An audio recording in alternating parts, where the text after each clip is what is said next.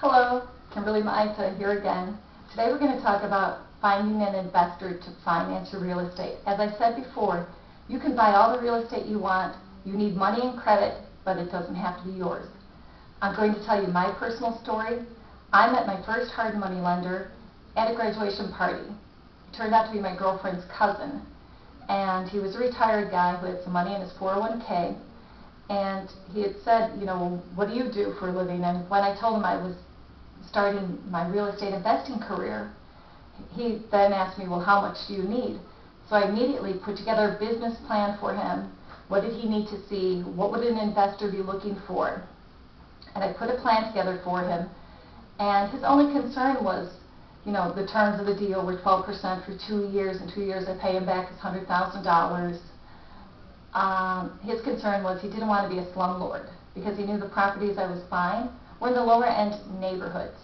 My first house I purchased was for $14,000. It was worth anywhere from $49 to $60, depending on who's doing the estimating.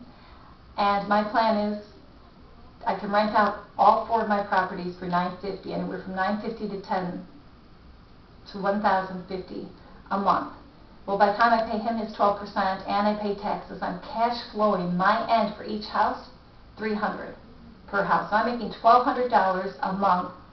I didn't use my own money. And he's getting paid. Well, his concern really was not that it was a secured loan, but he didn't want to be a slumlord. He said, I don't want to be a slumlord. I can understand that.